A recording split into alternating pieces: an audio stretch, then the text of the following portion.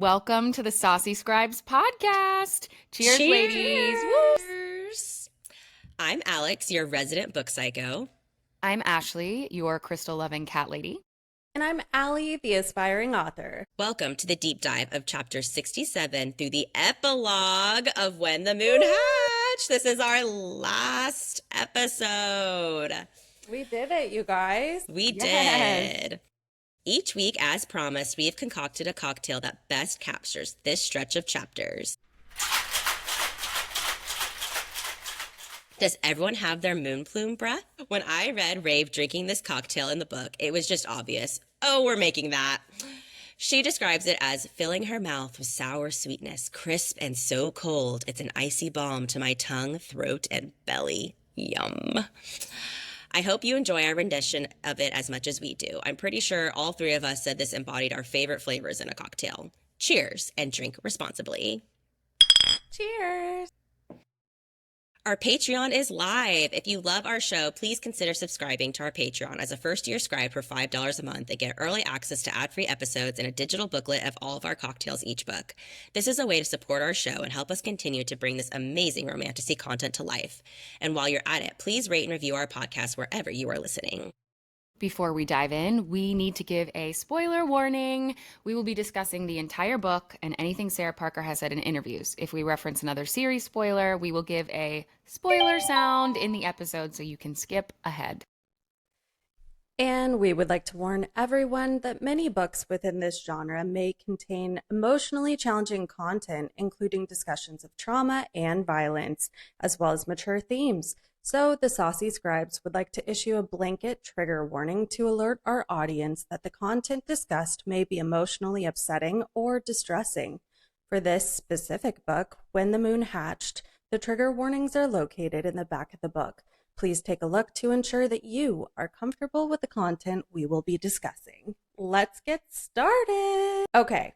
So buckle up, everybody, because we are at the end of When the Moon Hatched, book 1. So, babes, it's got betrayal, secret babies, identity reveals, memory erasing wagers, and a fire-breathing reckoning. Let's get into it.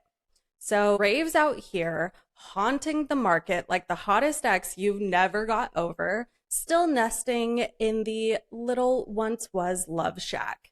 Kaan comes back from his trip, sans grim, full of drama. He's been out there doing king stuff, making sure people don't die. But, you know, now he's drowning in political paperwork. Pyrock's like, hey, you coming to the Great Flurrt? Which is basically like a fake Coachella, but with dragons mating overhead. And Kaan's like, the trauma. You guys, the last Great Flurrt was the last time he saw Elwyn alive. Dun, dun, dun. I know. So then we flash to Raeve, who gets this glam care package / invite from Kaan. It's got a gown, a mask, slippers, and what should fall out of the package as well? Kaan's Malmer. And a note asking her to dance. We love a poetic king, you guys. We do. Oh. So then we get to the Great Flurrt. Raeve looks stunning, the venue is gorgeous, and the cocktails are flowing. And she's supposed to find Kaan. But hold up. Of course, there's the plot twist. Raeve decides to detour. She goes into the wrong dome on purpose, gambles with some arrogant ass men, and stakes literal favors as currency. So then, of course, Kaan storms in like, girl, what are you doing? And then boom, truth bombs. She might have chosen someone else over him before her memory got all scrambled. But instead of storming off, they wager. Kaan asks Raeve to answer 3 questions if he wins, but if she wins, one night of pretending and then the next morning, she wants her mind erased by a mind weft. And of course she wins. Kaan is wrecked, but Raeve, she leans in. She wants that pretend love, that real feeling kind of love. So cue the dance Under the dragon-lit skies, it's gorgeous, it's romantic, until Dragonfire reveals Rave's runes. She flees, he follows. They heat things up in the dwelling that once belonged to Elwyn and Kaan. And then comes the flashback of Elwyn. In the past, she's out here loving that same little cliffside home, writing diary entries soaked in longing and dreams. And Kaan gave her his moon plume necklace. And in return, she gave him everything until, oh yeah, she got forced to marry Tyroth, Kaan's trash brother, all while carrying Kaan's actual baby. So fast forward, Raeve wakes up post-bliss with Kaan and remembers that she wasted her erase him from my mind wish on just hold me while I sleep. It's heartbreaking, but Kaan's like, you can't keep pushing people away. You're going to break someone who actually cares. Saying what we all have been thinking. Am I right? So in these chapters, we're getting even more journal entries, okay? Then we find out that in the past, back in the dark spiral that is the royal family, Elwyn is forced to lie, hide her pregnancy, and prepare to bind with Tyroth, or else, get this, King O'Stern threatens Kaan, Slatra, and Vea's lives. Major villain energy, am I right? So then cue Eminem, because back to reality, guess what? Rave's not done serving revenge. When Rex Zaros, the bounty hunter who whipped her and killed someone that she loved, whom she has vowed to incite absolute slow revenge upon, strolls, technically flies, on into the neutral territory, and she is waiting. And oh baby, she doesn't just kill him. She lets the other, this dragon-possessed version of herself, torture him in the name of every moon plume he ever hurt. We also get a side quest from Vea. Who else is hearing queen behavior? She goes full spy mode, finds Elwyn's journal, and discovers the truth, that Kaan is the father of Princess Kaisari. Elwyn knew that she would die, and that the entire royal family is an absolute snake pit. And in a final twist of twists, hold your breath, because we find out that Kaisari is alive. She's been captured by the scavenger king, Arkan, who's basically Rave's personal boogeyman and ex-master from her fighting pit days. He thinks she's his firelark, but this girl, she is not playing pet anymore. The story ends on a haunting note where Arkan folds a signed parchment lark and sends it flying to Kaan. But then another lark, bloodied, battered, lands in Kaisari's hand. It's Nee, the one that Raeve thought that she abandoned. It is full circle, full heartbreak, full fate. And that, friends, is how When the Moon Hatched leaves us breathless, reeling, and utterly ready for a sequel. So now it's time to open your notes, summon your inner oracle, and let's dive into the lore line by line. Welcome to Threads of Theory, the part of the journey where we trace clues, untangle the foreshadowing, and pull at the seams of the story's deepest magic. We're piecing together the tapestry one thread at a time to uncover hidden truths, stunning symbolism, and theories that might just rewrite everything we thought we knew.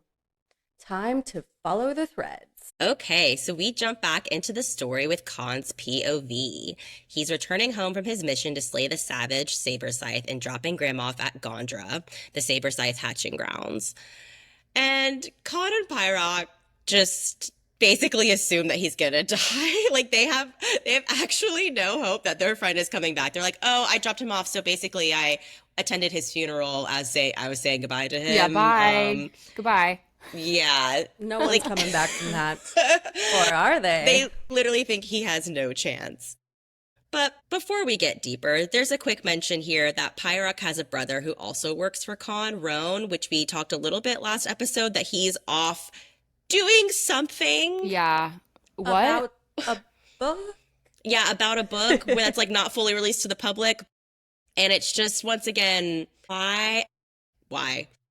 We don't know why, we don't know where, we don't know Yeah. when. What? I mean, I think I'm excited to eventually meet Roan, and it sounds Yeah. like they might be twins because they sound like a foil. Ooh. They sound like a foil of each other. You get the sense that like Roan is the responsible brother and Pyrock is the partier. They might not be twins, but that's just the sense I got. Interesting. Do you guys think that this book situation is the Book of Boyd that was mentioned by the trash monster? Mm. Interesting, maybe. Maybe it's like the Book of Ether. We hear about that book and then it's like, here's the thing that's going to solve everybody's problems, like, and reveal all the truths of the prophecies of the land and the magic. And then it's like, okay, cool. Where is it? What is it? What does it do? Hello? Anyone?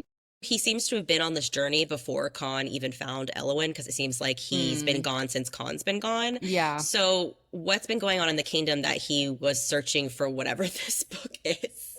Yeah. I feel like she Ugh. should have kept these breadcrumbs for the next book and just not Yeah. even introduced him. That's fair. I mean, that feels like a common theme. Wasn't it a bigger book? So maybe this is one of those editing moments to where, whoops, that slipped through. But Yeah, I think it might be. Or I don't know how much they edited the first book after splitting them. Yeah, I feel like they've edited the shit out of this. You know? as much as they can. Yeah, it had to be intentional in some way. But I don't know. I guess we'll find out. We shall find out. So Pyrock then tells Kaan all about what Rafe has been up to in his absence, that she's fixing up their former home, and obviously this gives Kaan hope that she's remembering their lives together.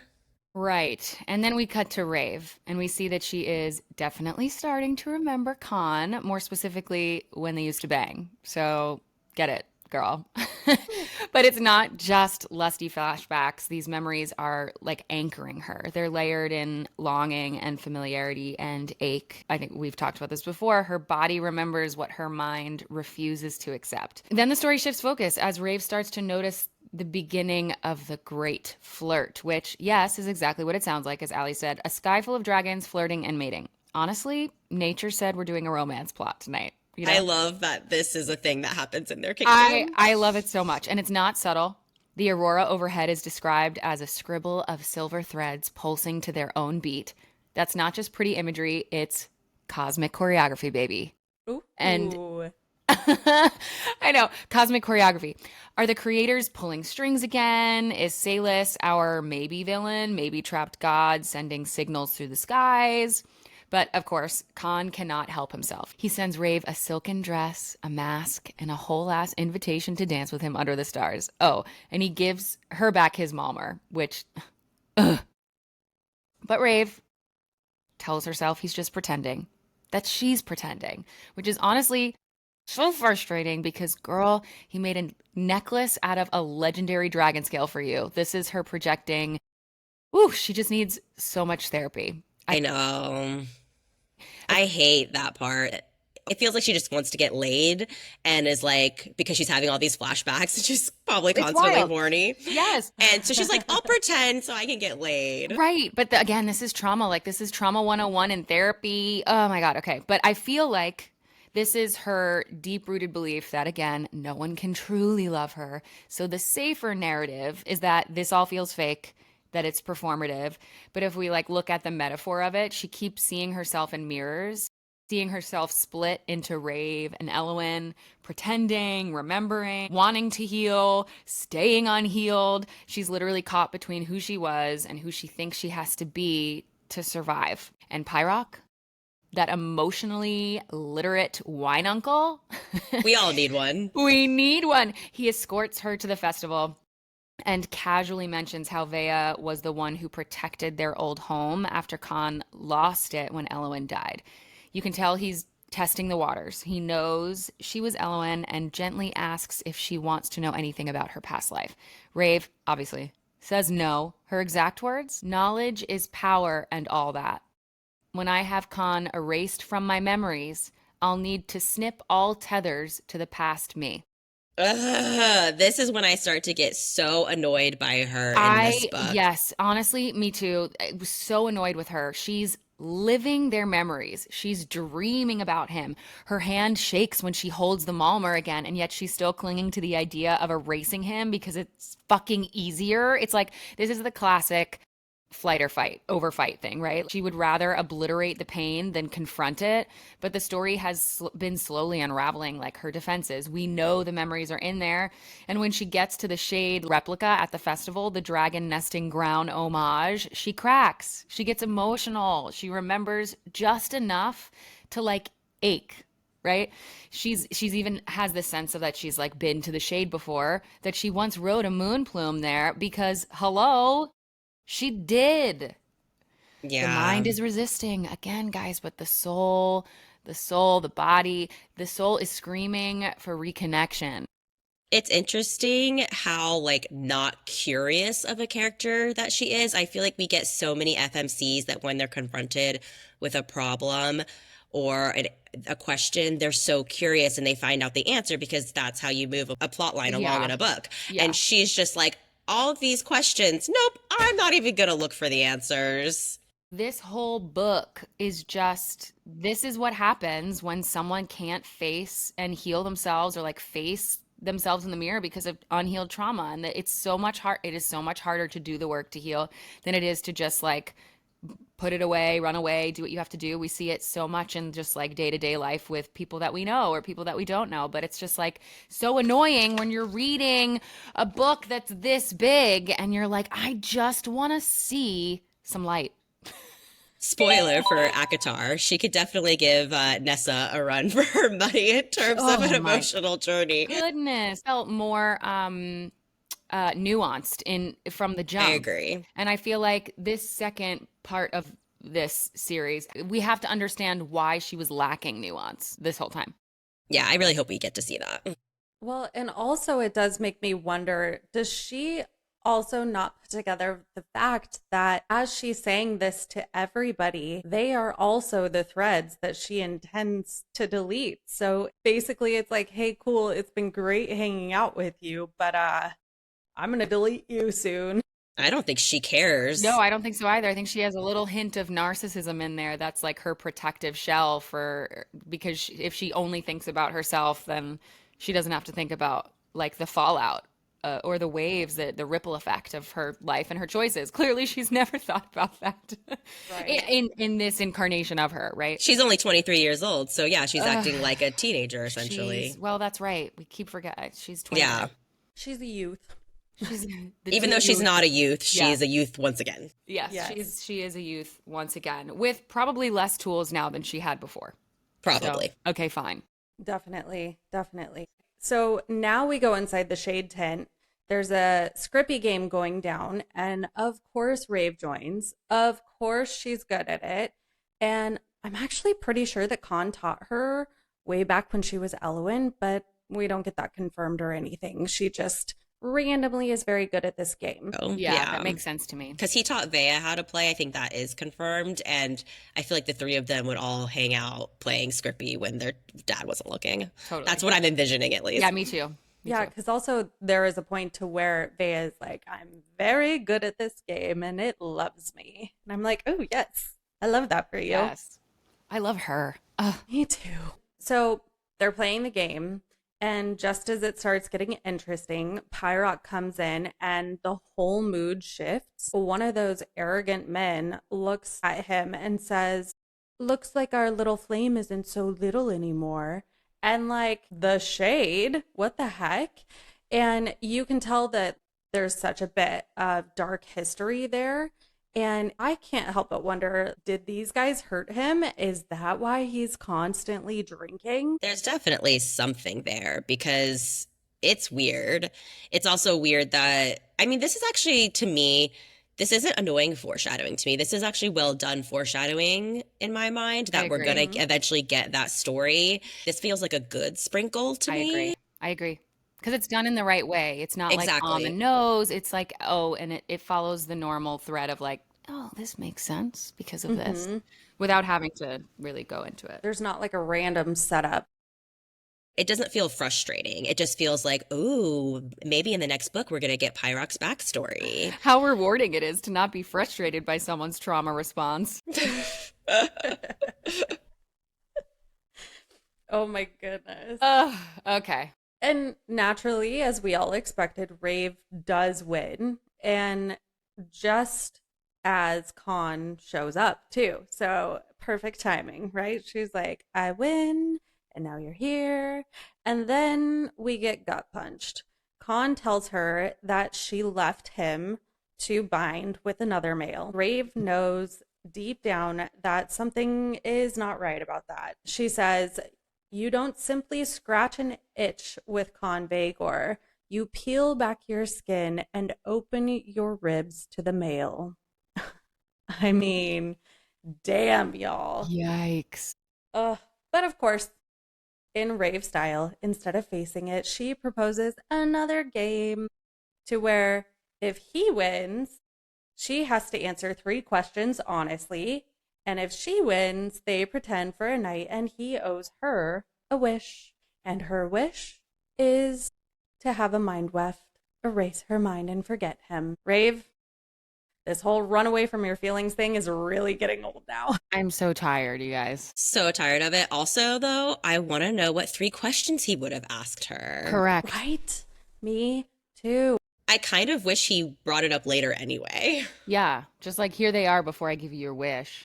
Right? Or just like even like casually dropping them in through the evening. Yeah, just ask the question, Yeah. bro. Okay. So of course she wins and they spend the night drinking, dancing, in quotes, pretending. And she says, all I want from this slumber is to allow myself to love, or at least try. I hate it. I hate it too. Love doesn't work that way. But love doesn't work that way. I feel like it's sweetness, like masked in this, like in trauma, man. Like it's crazy. Like, yeah, these words are beautiful. It's a sweet thing to say, but also like, fuck off. Yeah. And also, you're doing this to the man who loves you with his whole heart, body, soul. By this point, you've had enough flashbacks to know what your relationship is. You're And just he's using also him. said it outright so many times. It's Like, just how much cruel. more clear can he be? Yeah, I mean, it's wild. It's just wild. This is a new level of cruel to me, of doing that to someone you know who loves you so deeply, to be like, I'm just going to pretend with you. That is just soul crushing to me. Like, even more so if she like cut him up into pieces physically. Yeah, but she's cutting him up. She's like shredding him into shards emotionally Yes. over again. But his trauma is to accept that love because it's the only thing that he's been longing for, a little shrivel of it for forever. And he's like, yeah, I'll take this abuse. I'll take this abuse because I know she thinks she's unworthy, and it's fine. But to him, her love makes him invincible. So all Right. he's doing is asking her to try and to let him love that version of her. This is when romance and trauma, I feel like we've been so conditioned to like put that together in some way, like that, I don't know, what is it? Unrequited love, and like the love that is not the most healthy is sometimes the most passionate or beautiful or the one we Right. want the most. And I would be verging more on like, ugh, it's so romantic if I wasn't so annoyed by her not healing at all in this already. You know what I mean? It's just like, it's the cherry on top of it all. I'm like, and you're hurting him too. And he's Yeah. allowing you to do so. So I'm mad at him too. Like everybody's trauma. Crazy. But I will say, so during this night together, Raeve has that moment where she's hiding from the dragon flame because the dragons are flying overhead and it lights up the sky and all her scars, and she starts to hide. And that's when Kaan finally starts putting the pieces together that she is hiding for a reason from him, that she has all these scars. And he starts to see why she is pretending with him, why she won't open up to him, why she's so battered and broken, because someone did something so traumatic to her. And she's clearly lost someone or too many people to want to do anything but pretend with him. Right. But even through her fear, they have a really tender moment during all of this when she gives him gentle kisses, and he asks her to kiss his eyelids because that's what Ellen used to do when she thought he was sleeping. I know. It's right. like, I can't. I just can't. It was one of those moments where you're just like, it's such a real glimpse of what their relationship really was like before, Yeah. and it's so sweet and endearing. It's so sweet. It's so innocent, pure. Ugh. And Yes. he's so gentle. He Like, So is. gentle. I know. The polarity of what people think he is versus what he actually is so beautiful. Yes. So she does actually verbally confess to him that she can't love him and she can only pretend. And he sees this for what it is, that she's running away, willingly being naive, all the things we've already talked about. But this is when he starts to finally put his freaking foot down, thank Yeah, God. baby. Thank God. Thank God, and says she needs to be able to make a justified decision about her future based on facts of reality. Thank you. say it Thank again. you. Thank you. Stand in your power, sir. Yes, finally being like, I am done with your bullshit. Because if it was me in this moment, I'd be like, you're going to get some facts whether you like it or not. Yeah, okay. Enough is enough. Yeah, enough is enough. And he tells her they have to have this conversation when they're in the pallet the next morning because, you know, they wake up. She used her wish for him to stay the night and snuggle, which is adorable. But okay, and this is something that kind of annoys me. She distracts him from this conversation with sex, and it's the first sex scene we get with them. And I wish that it wasn't a distraction from this very important conversation they need to have. Classic trauma response. But am I excited we get to see them having sex for the first time? Absolutely. Absolutely. Gold star. Yes. Yes. Gold star. 10 out of 10. 10 out of 10. Thank you so much. 10 out of 10. Yeah, it's like once again, the two basically bigger sex scenes we get in this book are under weird circumstances, it feels like to me. And because maybe it was supposed to be two books, maybe these are supposed to be like the two first, like kind of like meh ones. And then we were supposed to get the really love, like induced ones later on, but now they split it into two books. Yeah. Okay, fair. Yeah, fair. So this right. is like when they're avoiding the topics of when she is avoiding things. It's like her coping mechanism or her distraction. Yes. Yeah. But I do love he doesn't fully let her get away with it because they start having important conversations while having sex. I mean, get it in there, dude. Whenever you can. I love that she even thinks the fact that he can think it all right now is beyond me. Seriously, good for him. Yeah. She's like, oh, I tried. He might have won this one. So he demands that she is not erasing him. Thank God, Kaan growing a backbone. Whew. And basically calls her a coward for wanting to do that because, yes, she is. And that this time he's not going to be her secret because last time he was because she was betrothed to his brother and he was her secret. Mm-hmm. Ugh, it's a good line. It's a really great line. Yeah. And you know what? She technically yields to this demand. I mean, granted, he's inside her, so I'm pretty sure she would have yielded to anything. But she does agree edging to it. her, and then is like, but Literally. also if you want the rest, you got to agree to this. I mean, he's smart. It's the first time he uses his actual power in a way that he knows she will actually like succumb to. I love it. It's manipulative in return for all of her stuff. You know? Exactly. But at least it's manipulative in a way to get her to grow the fuck up. Correct. There is a positive end game here. Yeah. Yes. And so she does agree to no longer run away. But we don't see that in this book. She agrees to it, and we don't actually ever see the conversation, which I feel should have been included in this book. Yeah, I agree. Before the ending. It feels weird that we don't get it till next book when it feels like an unfinished conversation. Yeah. Well, it clearly is in every way. It is, because also the next morning, you know, she refuses to have the talk and he's, you know, like, it's still on the table, it's happening. And then it doesn't happen right away, but eventually she does leave to go chase Wreck, and we never see her actually agree to the thing that she agreed to. It just feels so incomplete. And I think it would have bothered me less for her to go on her Wreck chasing journey if we saw that first. I agree. It's very unfinished completely because it definitely feels like there should have been one more chapter or even another paragraph before one more chapter. Yeah, one more chapter too. where they had the conversation or something. I don't know. It's unfulfilled. It's unfulfilled, but not in a way that feels like, ooh, this is a fun cliffhanger for book 2. Sure. It feels like it's just edited in the wrong spot. Yeah. I mean, we have to assume that this is the best spot in which they decided that the cut needed to be made. So what does that mean for the rest? If this is the spot where they thought was good to cut, what does that mean for what's to come? I don't know. But they spend the slumber together again, and Raeve has the most vivid dream of her trauma we've seen yet.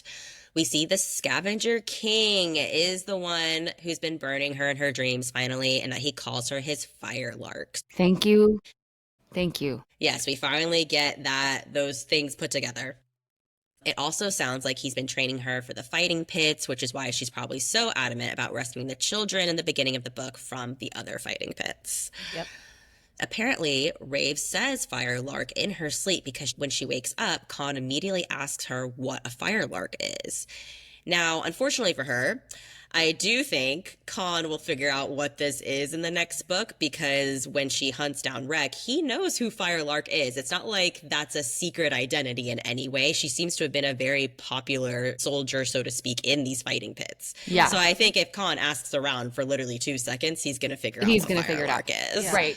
Okay, so this brings us to Rek, though. Literally swaggering into the burn like the walking red flag that he is. And honestly, it's not just a villain entrance, it's a flashing neon sign for what could become the greatest emotional rupture between Raeve and Kaan. Raeve has made it very clear that this revenge isn't just personal, it's visceral and sacred. And when she says, if he takes this kill from me, I will be so intolerable he'll have to cut me from this world. It's not just rage here. It's a warning, it's a prophecy, it's a threat. She needs this revenge to feel whole again, to reclaim agency over her past. And yet, here comes Kaan, the king, the strategist, the man who sees 10 moves ahead and wants to avoid war at any cost. He goes to meet Rex Zaros himself, calm, controlled, and completely seething beneath the surface. We finally get to see what a snake Rex truly is, though. He arrives as an emissary of the Shade, waving his little white flag. But the second Kaan clocks who he is and learns that he's looking for Kazari because he wants to court her. Vomit. Yeah, no, rage, immediate, righteous fucking rage. And then we get that Kaan says, find comfort in the fact that if she were my daughter, I'd do anything in my power to keep her well the fuck away from you. And we all scream. We all scream because we know that she is his daughter. Yes, we just found out that she is his daughter. The dramatic irony is cinematic. Guys, this is when the book gets so good. We're sitting there just knowing the truth, watching Kaan almost touch it, like someone give this man a fucking paternity test and a hug. Oh my God. He's going to be so devastated when he finds out. Yeah, but here's the thing. This moment isn't just about Kaan's protectiveness. It's about Rave's autonomy. At the same time, she's already been robbed of so much. Her memories, her name, her dragon. And if Kaan takes this kill, the final threat of vengeance, it could shatter everything they've been rebuilding. And she needs this, like, catharsis. She needs to face the man who tortured her, used her body for profit, and left her scarred both inside and out. And Kaan, my guy, he knows that. That's why he doesn't stop her. That's why he tells her exactly where Rek will be. It's the biggest act of love, I think, to step aside and let Raeve deliver justice on her own terms, even if it risks everything between them. Agree. It's that phrase of if you love something, let it go. Yeah. And the lingering question remains, like, will Raeve return afterward, or will getting her revenge give her the closure to finally walk away from everything, including Kaan? No, I think she's coming back for sure. I mean, she must. Yeah. She promised him, must. Remember, that she was going to sit down and have this hard conversation Yeah, with him. I don't trust a bitch. I don't trust her. But I want to. So I don't either, but there would be no book 2 if she doesn't come back. correct. I mean, there's many other things we can talk about in book 2, but yes, she must. She must. It wouldn't be a romantasy series that we love if she didn't. I feel like at this point, she's probably going to start getting even more flashbacks to which she's going to be like, hey, I need you to explain this to me. For sure, because now they've had sex, which really, I'm assuming, opens the mating bond, usually in other, fantasy series that we've read. So I just imagine her memories are going to be getting even more intense. The exchange of energy is really exchanging. So speaking of Raeve again, We jump back into her POV here, and she's on the way to go see Rex clearly tortured Moonplume. I hate this so much. I I thought hate about it you, Ashley, for so much. sure. Well, you Yeah. knew it. You knew I only care about the animals and the creatures, you guys. It's devastatingly sad because you can see that she is hurting. And on top of all of that, Rygon is acting so weird and he's literally guarding her hutch. So is he just seeing it as like an injured dragon and he's like, I want to protect her? Or do we think maybe this is a trigger response that reminds him of Slatra? I think it's that I one. think it's that too. It's like a little bit of like, ooh, PTSD. Like I've experienced this. I've seen this. Yep. Fuck this. Because Never I'm sure again. there's been injured saber scythes around, Of course. and they're saying this is really weird behavior for him. So I feel like it definitely has to do with the fact that she reminds him of Slatra. It also reeks of like soul contract, bonding, mating. It reeks of. Right, but is Slatra his mate or is I Lyri his know. mate? I know. Ooh. I don't know. Or Okay. was once Right. and now then. Who could know? Can you have more than one mate? I don't know. Okay. Great question. Final book or final chapters in this book. Well, and also speaking about the mating and bonding, Raeve does something I don't think I've ever seen before. She claims Lyri through compassion. She tells her, we both have scars. I'll never let this happen to you again. And that was huge. It wasn't dominance. It was just absolutely connecting with her. And it works. And Yeah. she stays Yeah. by Lyri's side the whole time. Yeah.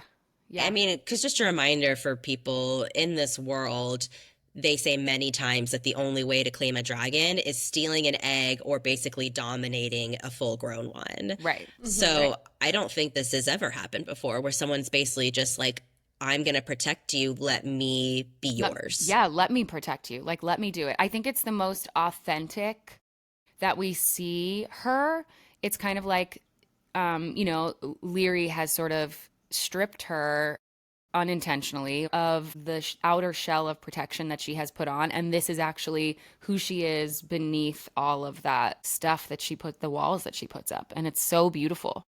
And she even starts speaking to her in the Southern tongue without realizing that she can. So I love that. this whole thing is so diving in even further. So is it instinct or is it a piece of Elwyn that's breaking through? This whole chapter is so beautiful and so layered and has so many pieces that I think we could even go in and like fully just like deep dive all of This chapter, favorite. Yeah. Mhm. Then even Kaan shows up during this time and tells her that Rek will be stopping in a neutral land. Hint, hint. Yep. And Raeve thinks, rather than shackle me, he's blowing me back to the wind. He's letting her go. I think we can all agree that he fully believes that she's going to come back. Which I just realized she's definitely coming back because she left Lyri there. Oh, She's definitely coming back. she's definitely coming back. I also think there's a part of him that's like, I want to think she's coming back, but I don't know if she's coming back. But I will hope that she comes back after she has taken her revenge. And it's more powerful too if she comes back of her own volition. Absolutely. And he knows that. Definitely. He also knows that she needs the revenge to move forward. But also, my issue is that Raeve doesn't feel emotionally ready at all. Like she hasn't even acknowledged her own trauma. So, and again, and like we just talked about, ending the story there is just a little bit off. So I think it would have been more powerful if we saw her come back to the burn after killing Rek before this book ended. I agree. And then maybe the cliffhanger is her finding out she has a daughter. And then it leads into the Boom. chapter where we see Kazari. Correct. And then it's like, that's her daughter. Like that to me feels 10 like out of 10. The appropriate cliffhanger. Me too. Then we cut to Rex Zaros's POV, and he gets to be even more of a piece of shit.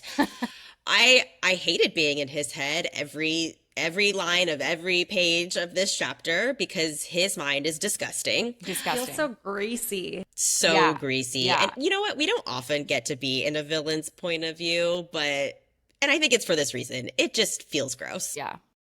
But But I liked it. I hated it, but I liked it. exactly, because it's Yeah. refreshing. Yeah. It is refreshing. But luckily it's brief. So, and it does cut to the other having taken over Raeve to dispose of him. And this time, though, Raeve did not go willingly, which usually does not happen. But Slatra, as we've discussed, who we think is the other, feels like she's doing this to protect Raeve because she knows deep down Raeve doesn't have the capacity to torture him in the way that he deserves because Slatra is personally attacked by the way he treated Leary and needs to do everything he did to Leary to him. Right. And As would I. I mean, seriously. Also, that whole chapter is just so savory. He starts yelling at her that she should be dead because obviously he's just saying Raeve and he thinks that he killed her. And Slatra thinks, strictly speaking, he's not incorrect. So I think this is a confirmation that it is Slatra. I agree. For sure. So here's another hint, actually, that Slatra is probably the other. She comments how at least he covered his Moonplume's eye. He covered Moonplume's eyes, which was not a courtesy given to her when she crossed the burn. Mm-hmm. Which is true. I mean, this just feels like a confirmation, actually, that it's Slatra. Yeah. Yeah. I agree. Yes. And we get the complete confirmation that Raeve can, in fact, hear all 4 elemental songs. Woohoo! Yep. And that Slatra prevents Raeve from being able to hear Ignis's song after Rave's trauma with the fire. Then we get to the final chapter of the book, and it is from Vea, our girl's POV. And listen, this chapter doesn't just tie threads together, it sets the fuse. Because now Vea knows. Everything the reader's been piecing together through Rave's like blurry memories and Elowen's heartbreaking diary entries, it's all confirmed. The pregnancy, the forced marriage, the blackmail, the truth about Kaisari's parentage, all of it. Also, thank God this woman kept a diary. Jesus. I mean, God, it makes me want to keep a diary, but also like, I don't want the wrong people to find the diary. You know what I mean? Anyway, and not only does Vea know it, Kaan doesn't. That's the part that makes your stomach drop. She's sitting on a truth that's going to explode literally everything. Rave's life, Kaan's entire identity, the royal line of the shade. It's not just personal, it's political, and it's big. It's huge. It's big. And like, why didn't she steal the diary years ago when Elowen first died? Like when the war started brewing, it feels like such a massive oversight on her part. And she even acknowledges that it's going to rip the world to shreds. So like, girl, what were you waiting for? To be fair, she didn't know that was in there, but yeah, exactly. Like maybe that's the point. Maybe she also just like wasn't ready. Maybe no one was. And Vea's whole life has been shaped by secrets and scars and like she's burned and broken and constantly fighting for like scraps of power in a male dominated kingdom. So the moment that she holds this diary in her hands, it's not just information, it's like a weapon. It's like weaponized truth. It's something that she can use, you know, for the good. But now she's carrying this thing alone in enemy territory. Also interesting that she's like adopted the, you know, the skin of the pregnant mistress of her. I think that's weirdly important, actually. I think so too. Wild. Struck me now of like how weird of a detail that is. And because Kaisari is not his daughter, I feel like that pregnancy is about to be real fucking important. I think it's going to be really important too, because also like, why would you, if I were Vea, why would I go in and be like, oh yeah, that one. Let me do that one. She's pregnant. Yeah, I mean, I think she knows. I don't think she's so? I don't think she's showing because I think she's genuinely surprised when she finds out that she's like the pregnant mistress. Okay, fine. Because that makes sense. Because obviously, like, if you see that someone's pregnant, if you know that that's the case, then obviously he's going to recognize her. Like, you're putting your whole mission in jeopardy. Well, and she also just gross. That's her brother. I don't think she'd want in any realm her brother to come up and like stroke her arm. But also there is like a really cool metaphor here because she's pregnant, but she's also pregnant in the sake of she's harboring this secret or this thing that can be birthed into a new world, like this knowledge, right? So she's in enemy territory, she's pregnant, she's disguised, and she's a bounty on her head. And Tyroth literally he's just like down the hall. And this isn't just a reveal. This is a loaded gun, ladies. Yep. Crazy. I know that. Yeah. I know. And then the thing about that too is that that's where it ends. All of these And we're chapters done. are like It's like done, locked and loaded, done, baby. Which Yeah. I done. actually like that end if we had gotten what we talked about Yeah, before I that. agree. I agree. Yeah. I Yeah. mean, I think Vea's closes on a very cool cliffhanger because it's like now she's got to get out, out of the castle, out of the land, back home. It would have been cool to be like, Raeve comes back from her mission. Her and Kaan have the conversation. She finds out she has a daughter. Pause. We jump to Vea. Vea finds out that her daughter is actually Kaan's daughter. Oh my gosh, double cliffhanger. Like, Ooh, it Yeah. would have been perfect, what I a nice agree. little bow. That would have I been right? agree. great. I agree. Yep. I agree. Well, Ugh. so now we can talk about the epilogue Woo, because it's loaded. it's a Crazy. doozy. And we finally get our first POV from the scavenger king. Which finally And is kind of funny because we barely knew he existed. But yes. They're yeah, like, oops, we can't cut it here without like giving this little piece of breadcrumb. yep. Crazy. Cosmic breadcrumbs, Yes, as cosmic we say. breadcrumbs. Yes. The other crazy thing here is that we find out that he kidnapped Kaisari. Uh-huh. Why? Hmm. I bet it's because she looks exactly like Elowen. I Yeah, and does bet. he know that she's his niece? Yeah, he does. He says so. Yeah. Yep. Yep. Yep. I distinctly get that he is planning to use her as leverage. Ah, yes. Okay. So it's not just a twist of fate, is it? No, no. And it also seems that he must have been watching them for a long time because he's going to use her as leverage for Khan, not Tyroth. Yeah.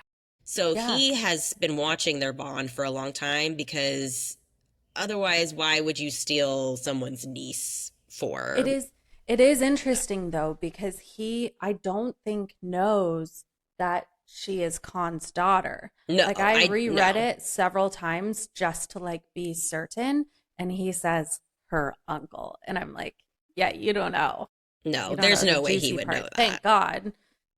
Thank goodness you don't know that part. But The truth died with Elowen the first time. Oof. well, and then we get the double whammy that we kind of find out that Arkin, is the secret brother of Yeah. the king. Yeah. So he was another son who was treated like absolute garbage. And now we've got this like generational ripple effect where Generational Arkin, trauma, baby. But right? treated like garbage in a different way that Khan Right. was. Right. Yeah. But still damaging. Arkin sees Khan's revenge on their father as something that he was robbed of, which it's like entitlement, Yeah. bitterness. Khan doesn't even know he exists. Yeah. Like, how can you be mad at someone if they don't even know that you are alive? Yeah. I Like, mean, obviously, he's going to be a pretty misguided evil character. Yeah, So, for sure. He seems real dark. does kidnap women and burn them and force them into fighting pits. So, Yeah. Yep. We don't get enough about him that I don't think he's supposed to make rational sense to us yet. Then we cut to just the most incredible bookend, the bookend of all bookends. And we find out that the reason why Nee was so obsessed with Raeve is because Nee wasn't just a random spirit. She was sent by Kaisari. And remember when she said, I need you?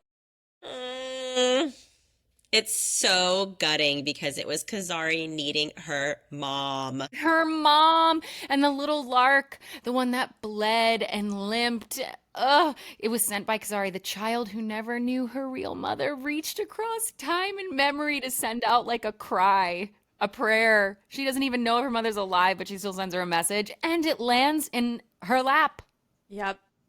Ugh. I actually really love this book, and I think it's absolutely beautiful that you come full circle with Nee because, in the beginning of the story, it's a cute little thing that humanizes Raeve, I think, but then to Mhm. see that it actually has this strong of a purpose at the Yeah. end is incredible. I love Yeah. it. No notes. I agree. Like the lark is kind of like a symbol of love and longing, and it's the daughter like crying out for the mom she's never met, but like she still believes in, right? And Mhm. that belief, like maybe that's what cracks Rave's armor. That I feel like it sets the stage for the next book because whether Raeve is ready or not, like her past literally is flying back to her.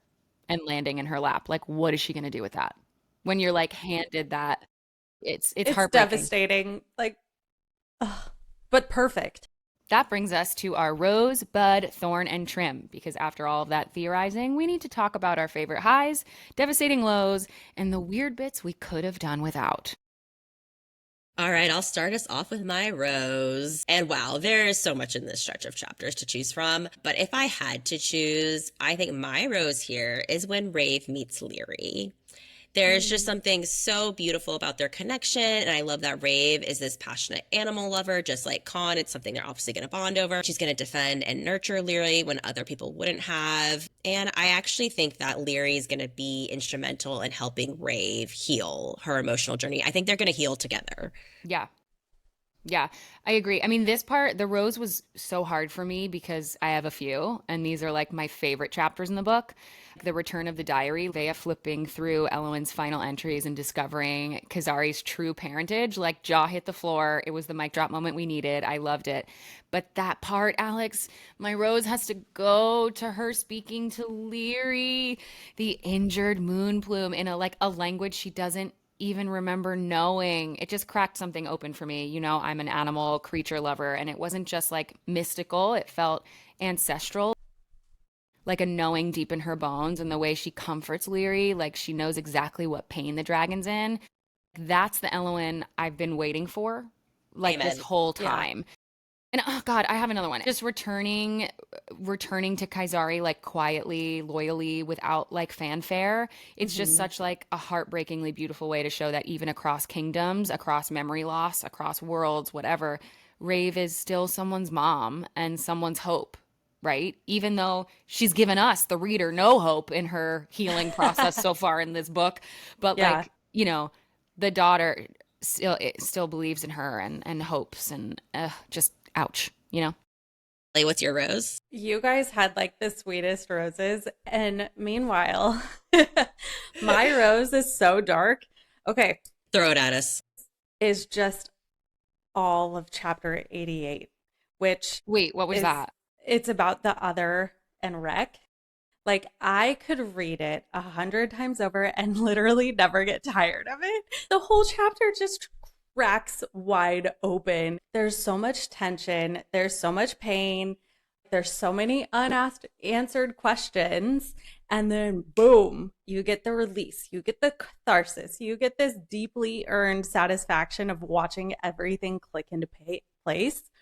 And now we finally find out that for a fact, Slatra is inside Raeve. We find out that Raeve can hear four elemental songs. I mean, Slatra is holding back Ignos, but we find out for sure. And then the revenge. Watching Rex suffer through Raeve, but also not fully being by her hand, was just gloriously Yeah. brutal. And Yeah. it felt like justice that really had teeth.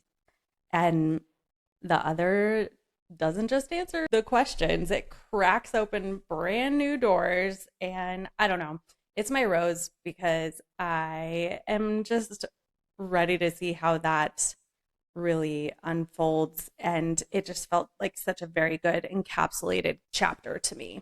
Yeah. It's definitely a rewarding chapter in the like, finally something in the Hmm. way. And like and our roses are like, oh, she is in there. And yours is like, okay, all right, give us some answers. Well, mine was about the other she in there. Yeah, exactly. Exactly. The other she. I love it. Alex, what about what's next? My thorn. Okay, so I'm just going to state what it is because we've talked about it a lot in this Yeah. episode already. It's Mm. just what we've discussed about the ending between Khan and Raeve and not seeing her come back and have the hard conversation. It just feels like the book didn't end the way it was supposed to end. Hmm. So Yeah. that's obviously Yeah. my Yeah. thorn. Yeah. We're always so on the same page with these things. My thorn, I'm just still yelling at her for like almost erasing him. Like, again, Hmm. girl, you dreamed of him. You wore his gift and you danced with him beneath the dragon fire and you still thought this was pretend? Hmm. No. Okay, here we go again. I get it. Trauma, trust issues, walls built sky high. I just need her to believe that she's worth remembering, that she's worth it. Like, it's worth it for her to remember love, not hiding from it. Again, this 700-page theme needs to fuck off and shift. So And honestly, it was a perfect moment for her to grow and let him yes, in. yes, He was reaching out a white flag, like, come have fun with me. And it would have been so much better to see her tiptoe and be like a little maybe resistant at the beginning, but without the whole Yeah. end storyline plot. right. And just see them have a great night together and then finally have their first scene, but him still be like, you still need to have this hard conversation because this is only Yeah. the beginning. Like, it would have just felt better. Yeah. I mean, I guess if you're thinking about it, and that this would be like the towards the middle of the first book, if this was half of it, then maybe the reward happened a little too soon, but no, we're still 700 pages in. I agree with you. I have to believe it gets Mine better. isn't that far off from you guys either. Mine is kind of more in that there was a specific scene to where I was literally yelling at the page because she is talking to Khan, and Khan says, "What did Rec do to you? This male did something more than just capture you in gore." And you can feel the weight behind the question. Like, he genuinely just wants to understand. He wants to carry some of that weight with her. But no, does she let him in? Absolutely not. She snaps back with this vague, like, combative line about, he took someone from me, someone I love. And I'm like, you just say Essie's name. Why are you dancing around making him think that maybe it was another man? Are you purposely trying to make him envious or jealous? Or I don't know. It was such a powerful scene, but it was also incredibly maddening to me because we get it. The loss shaped you. We know how much Essie mattered to you, but like, why the emotional entanglement? Just say what it was. Yeah, but she can't get vulnerable because in her mind, that means she loses control, and control is literally the only thing that's keeping her together ish, not together, but What like she in thinks quotes, she is thinks it holding her is. together. It's keeping her lake frozen. It's keeping her lake frozen. Mm-hmm. It's keeping her on top of the lake, ice Yeah. skating. Let's move on to our trims. So we threw this out there already, but I could have done without the hints of Roan. It was once again one of those breadcrumbs that didn't even have worth mentioning. And I know we're going to meet him in the next book, but I feel like maybe it was just that conversation moved to the beginning of the next book. Like, it was a breadcrumb that went nowhere and it wasn't good foreshadowing. Yeah. No, I definitely agree. Ashley, what about you? I feel like the Octomer game table scene, listen, I wanted to love it. I really did. I understand why we needed like a distraction from where we were. But for me, it just dragged on a little. Like Raeve trying to gamble with favors while also having an existential meltdown was a lot to balance. Girl, Yeah. I No, I love you, agree. but like maybe don't trauma bet your way through your first like real date in 200 years. Definitely. Mine was coming off of the heels of that glorious sex scene that they have together. The next chapter, which it was a whole chapter, just fell so flat to me. They have this like soul bearing thing, and then they're back in the bubble of pretend, and it feels cute and it's flirty. And Khan is making breakfast, and they're in their version of like a rom com. But then she starts being all like sassy, and then I don't know. Is this the scene where she gets herself off on the table and he's just like watching her and it's like her revenge or whatever to him? Oh my God. How did I forget about that? It was Jeez. a really awkward scene. I actually don't like that scene Maybe I blocked either. it out. Yeah. Yeah, Yeah. it's chapter 80. She's like, I know the page It's the numbers. page number. I have it underlined. So that's my trim, that whole chapter, because I could do without. Fair. It didn't Agreed. add anything. Yeah. Fair. Could have done without it too, because it's also just once again a sex scene that felt not really like a sex Where's scene. the That was reward? yeah, it had no reward. It was like smut on the page for the sake of No. smut. Yes, we've talked about this. The edging of this book in every sense of it is just really frustrating. And maybe that's like part of it. Maybe our frustrating feeling is the intent is to like edge us through needing the release of the next, whatever the next book is going to say. But I'm exhausted. Yeah. Well, and on that note, let's talk about what we're at least looking forward to. Ooh, yes. I'm looking forward to seeing more of Vea. Hell yeah. Hell yeah. Absolutely. I mean, she feels powerful now. She is the secret information. She holds the key. I can't wait to see more of her in the story because, I mean, she's the one who's left on the cliffhanger at the end. She becomes key. So, Yeah. Yeah. and I Yeah. just love everything about her. Me too. Amen. If I were to be cast in this, Ooh. I would want to play Vea. Like that's I'm watching her closely. You know, she's like carrying a secret that could dismantle a throne, and something tells me she's about to step out of supporting sibling box and into full-blown main character energy.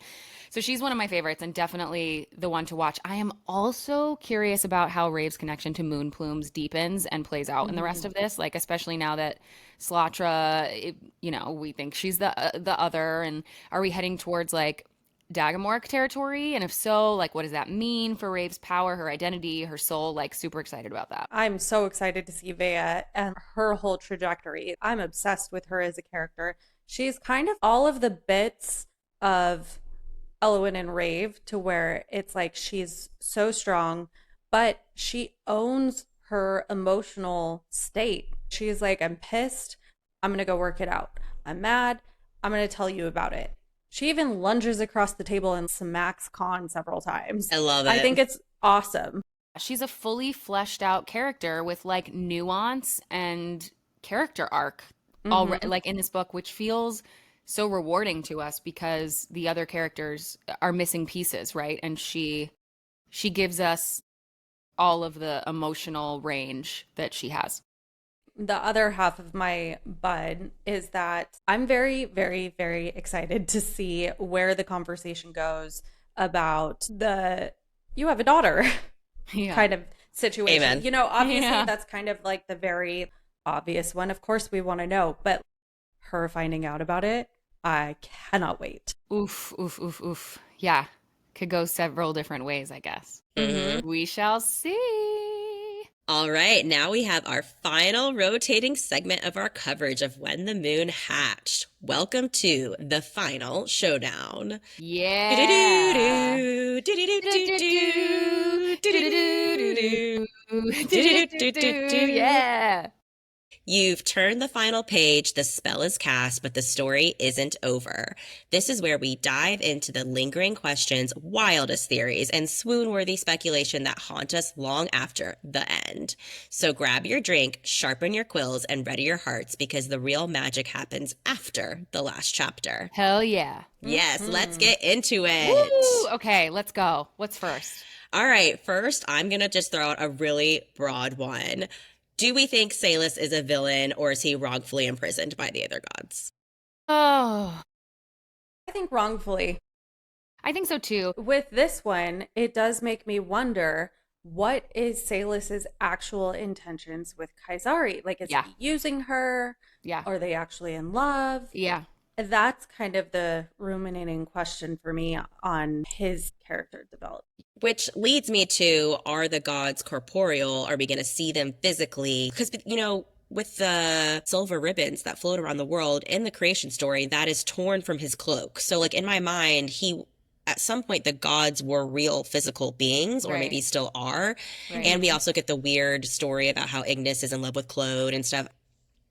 So they must be, like, walking among or used to walk among everyone. Yeah. Like, I don't know that they're just like mystical entities. I think they might actually be real. Like, I could touch, you know, he could touch Kazari if he gets out of the other stone. Yeah. Physical.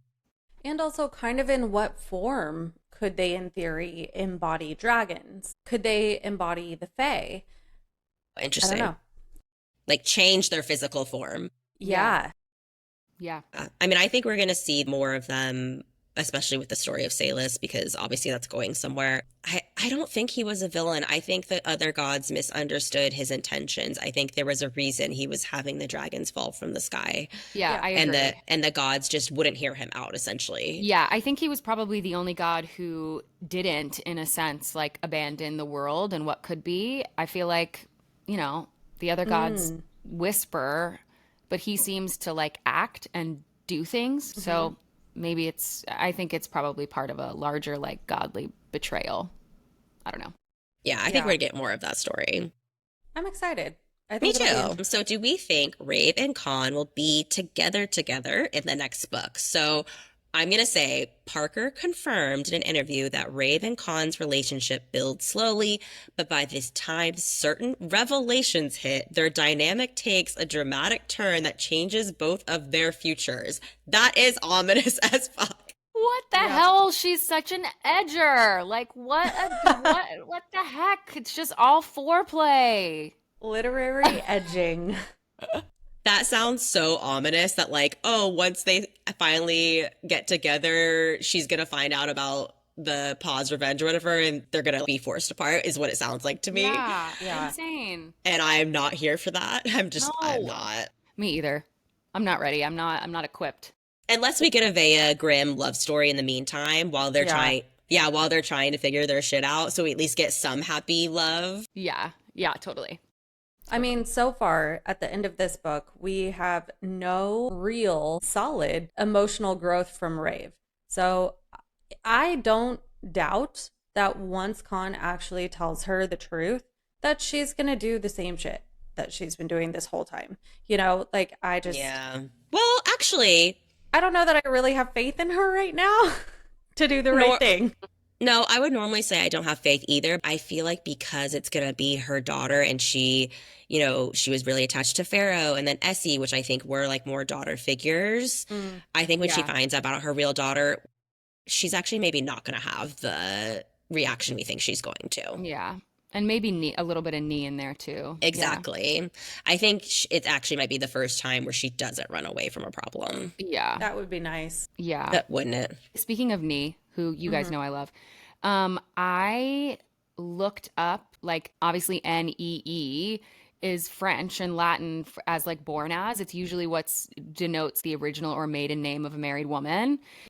Alex, both of you guys, like you are such and such knee, such and such, right? Or like I don't know how you would say it in French, but it's interesting because if Raeve was once Elowen and became someone else, then knee could possibly like symbolize her past self, her lost identity, or even a person she was responsible for birthing into the world, perhaps a child, an I apprentice. love it.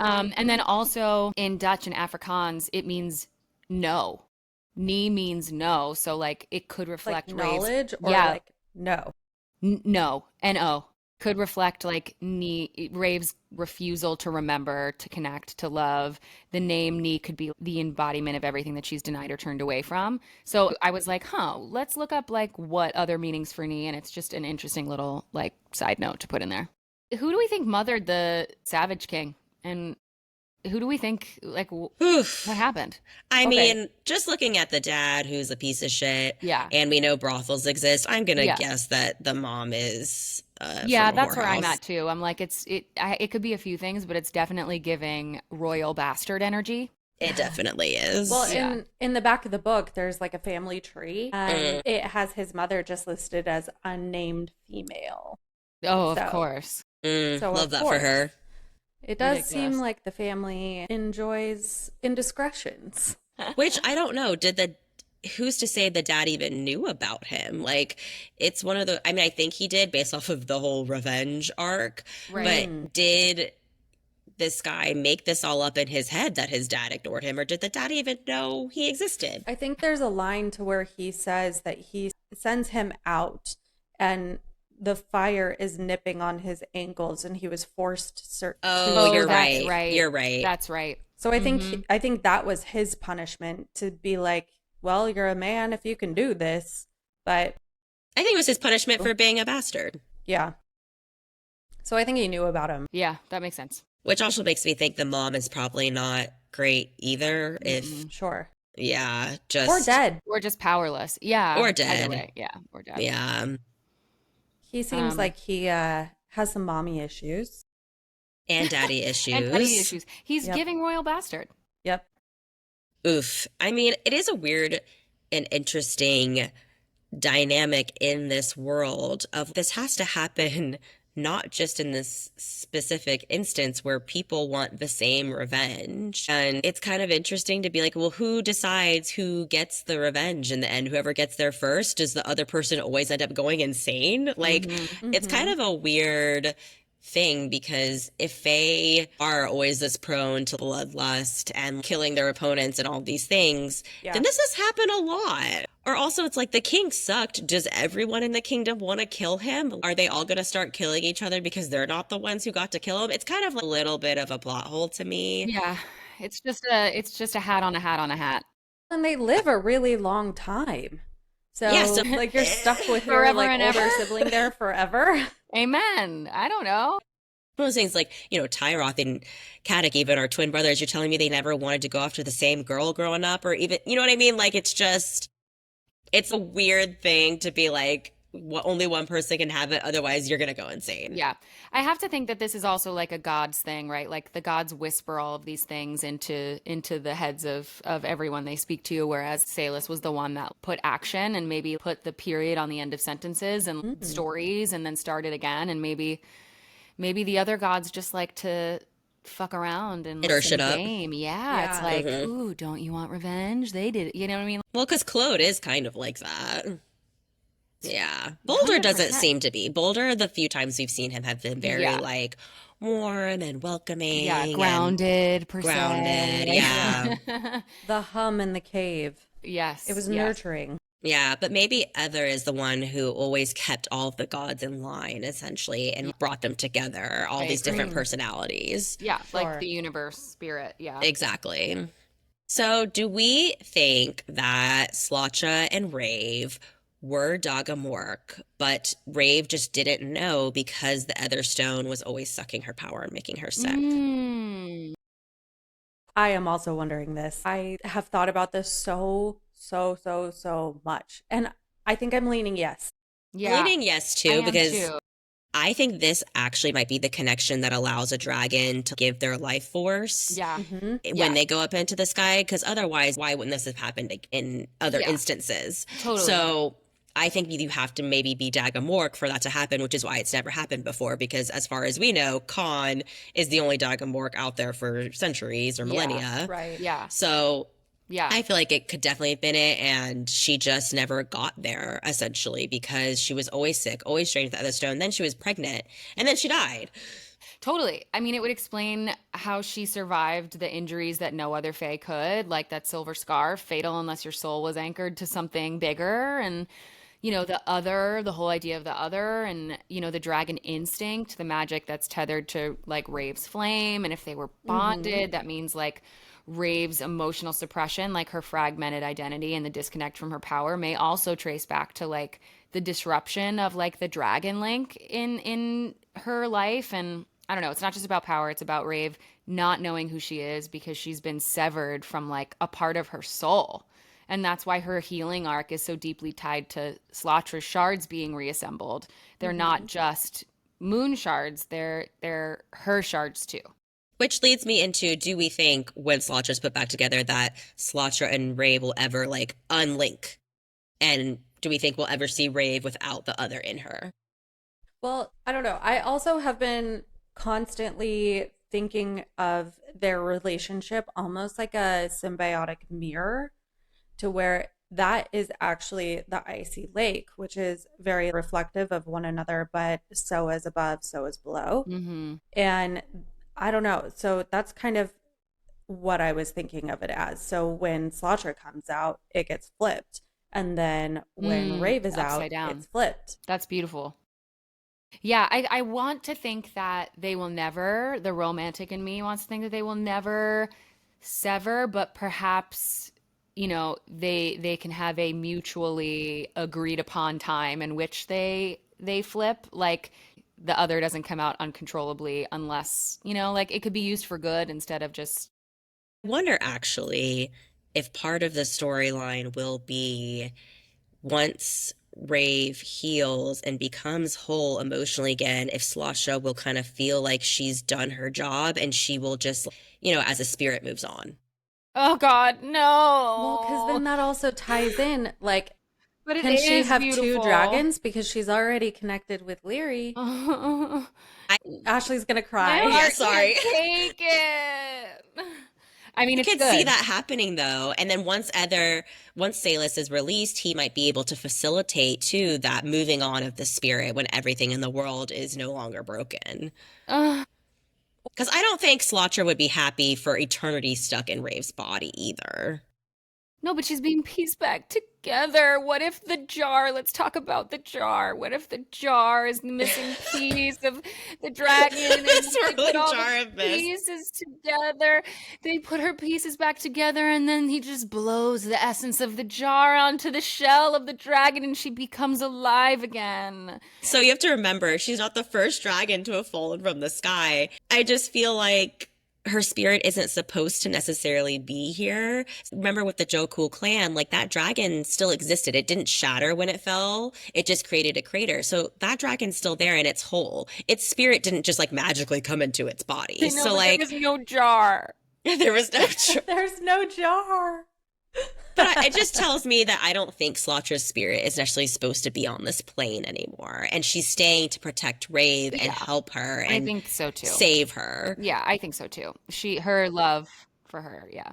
Once she feels comfortable with Raeve harnessing Ignos, she'll let her exist because she already said that she knows that her fragile self cannot yet like harness the call of Ignos, even though we know that she can hear it. But she doesn't know she can hear it yet. So I wonder if Slatra, once she decides that she's ready, that's kind of the last little bit of the like dragon flame, aka Dagamort. I don't think that'll be the last thing because I think sooner rather than later, Khan's going to tell her that she has Ignis. I don't He think. knows? He knows. Oh. He knows that she can speak to all four elementals. Oh, is that why in the cave he was like, "What do you hear? Yeah. What do you see?" And then he like grabs the flame. Interesting. I didn't catch that. Yeah, so I mean, of course he knows because he was the love of her life. Why would she hide that him in their previous life? So But she had the Aether Stone. she did, but it doesn't mean she didn't know she could talk to them because she didn't get the Ether Stone till she was older.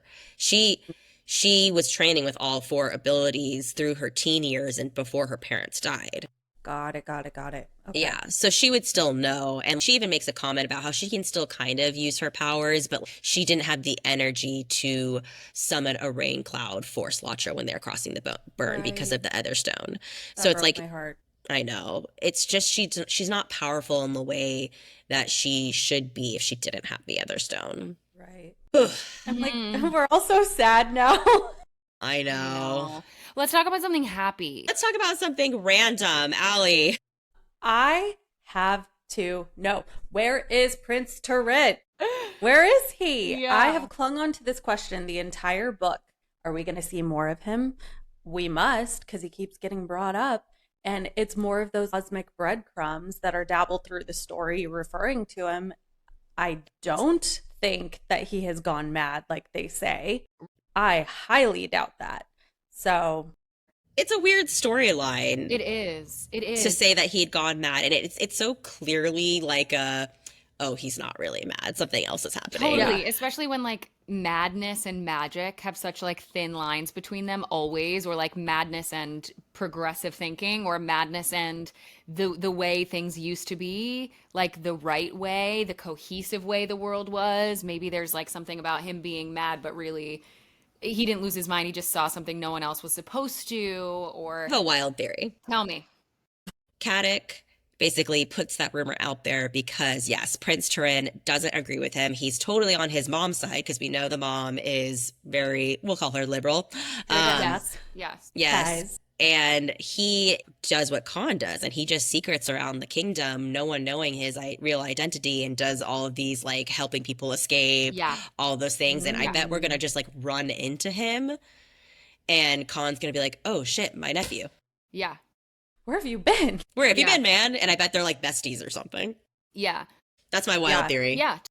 I mean, I don't think it's that wild. No, I don't think so either. Because also, could he be like this? Could he be running around the city secretly, concealing his identity because he has a vested interest in keeping Kaisari safe or hidden or whatever? Because if she's really the heir to both the shade and the burn, and he is this progressive, like good guy, then wouldn't he also like have an invested interest in her, you know? Could he be connected to Nee? I don't know, I'm just always trying to You just want it connect to go back back to Nee. Nee. Yeah. Always back to knee. No, I love that we've theorized off of like one sentence. Yeah. I hope he pops back up in the I do too. story. He must. He has to. He has to be like the surprise good guy that has some. Maybe he has the book. I don't know. Maybe he's back to like the ancient teachings of things before the gods separated each like Salus from everything. Maybe the universal connection of how the world is supposed to be, but he is making him mad because people think he's crazy when really he's just the most evolved. Yeah. But what about Sareem? Oh my God. She has that vial of Yeah. Rave's blood. Yeah. So she has to know that she's alive, which means the Fear to Ath knows she's alive. So Yeah. what is that domino pile? Which makes me question why they're not looking for her if she's their number one assassin, all those things, because Yeah. they originally wanted to sacrifice someone else to save Rave. So why have they not been looking for her for 600 pages? Yeah, exactly. It doesn't make any sense. Like, why haven't they come forward? Why haven't they? Maybe Sareem doesn't know that she's alive. Just because she has the blood doesn't mean the blood tells her anything. Right, like what is the blood being used for? To control Rave, if Rave's acting out, she can like hurt her or whatever. But I don't know that it does it in reverse where it's like the blood actually speaks to Sareem. I don't think maybe it doesn't do that. What if she's just waiting for the perfect time to strike? And what if her blood is already being used to like summon something or someone, or, or maybe it's part of the reason why she can't break through this healing journey that we have is because Sareem does it, she's being used as a weapon and Sareem doesn't want her to connect fully with Slatra or whatever. You know what I mean? In that meeting with Sareem, she's like, broken things make the best weapons, which is. And there we go. So the Yeah. blood, maybe the blood is, to bind her to, the current life without remembering all the other parts of her, like keeping her this unnuanced, like really trauma, whatever inspired character. I don't know. I will say, I think Rave's healing journey is fully Rave. I don't think Sareem isn't at all involved in that, but Yeah. it's a fun theory. Yeah, it is. And she's their weapon. So the only way to keep a weapon is to keep it from healing. Keep it sharp. As we're talking about this, it kind of just as a thought, do you think that there is possibly certain gods tied to the certain regions a little bit more strong? Because Khan said that rain is a lot more powerful in the burn.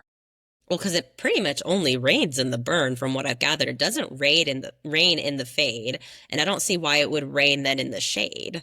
So, by this logic, I almost wonder if whoever Sareem talks to, is there almost like a geo tether so she can't quite get to Rave because she's not in that range of that god as strong? I don't know if it really has anything to do with that. I think it's more because also you have to remember Sareem gets her orders from someone we don't know. Yeah. Who could that be? There's technically and she's in a relationship with him. We get a weird detail about that. So I think it'll be interesting. It might turn into one of those things where it's like both the good guys and the bad guys are bad. I feel like that leader probably is not also a good guy because Sareem doesn't seem to be a great guy either. Be the scavenger king? Could it be Prince Turin? Well, maybe it's Prince Turin. I love that. You know what I mean? Could it be Prince That's a Turin? wild We theory, just and I love it. married our thread of theory right there. Like, Could it be what's his fuck? Roan? I don't think it's I Roan. don't think it's Roan. But I think it could Like, be Prince Turin. I think It could be Prince Turin. Yeah, and that would be super interesting because he's protecting to a certain sense, like he's keeping tabs on Rave. It feels like it could be Prince Turin. So maybe if it is, it's actually he is a good guy, and Sareem is just kind of a piece of shit. And Sareem is just the pawn in the game, and maybe like the madness that they talk about is the brothers being like, why, like, why would he choose this way to bind her instead of, you know what I mean? Like, I don't know. It could be Turin. I could go with that. could also answer who the queen is getting her information from and Right. who is the like conduit to the Fear to Ath. Yeah. Very interesting. love it. As a random one to throw out that I think we forget about pretty much most of the book is that there is a neutral territory in this land too. Yeah. Yeah. Which I think we forget about until Kaan really brings it up. He's like, he's in neutral territory. Well, yeah, and they're the ones who decided originally that Elwyn had to marry Tyroth because they always make the decisions when all the kingdoms can't agree on something. Yeah. After her parents died, Is Turin there? maybe. Um, but the thing they say about the Tri-Council is that they're none of them are nobility, but they're all tri-beads and they all hold no affiliations. But I get the kind of sense, do we think that they are actually neutral or are they politically corrupt? I think they're corrupt. Yeah, I think they're politically corrupt for sure. Yeah, I think they're in the Vagar pocket for sure, because they forced Elwyn to marry Yeah, Tyroth. that's not a neutral decision. It doesn't feel like a neutral decision to me either. No. Also, she didn't have any say in it whatsoever. So if it was neutral, she should have had it. Hey, Yeah. I don't want it. Yeah. And then that should have been. But also, she's a female. Yeah, women don't, or female, don't have a bunch of a say. It's not an abnormal thing in this world. Yeah, I also feel like if it was actually neutral territory, Khan wouldn't have to as much have this facade of he's this dangerous person and you don't want to mess with him. He could probably be a little bit more authentic, but I think that the fact that he is not his authentic self to the entire world, I think it's also, you know, a testament to how you can't even trust the people that are supposed to be neutral, which hello. Ooh. Well, guys, that is a wrap on When the Moon Hatched. Thank you for joining us on this wild, emotional, dragon-filled journey from blood-drenched trials to love that burns slow and bright. This brick of a book had us in a chokehold, and we loved every minute of it. Hey, go big or go home, right? Don't forget, book 2 in this series drops January 2026, and you better believe we'll be here, wine in hand, tabs open, and theories ready. But don't worry, scribes, we are just getting started. Buckle up because, wait for it, drumroll, Metal Slinger by Rachel Schneider is our next read, and it's giving danger, desire, and techie magic. This book is also being re-released by Traditional Publishing, available June 17th. Thank you for flying through book 1 with us. We'll see you next week as we crack open Metal Slinger. Until then, stay saucy, scribes. Cheers! Cheers!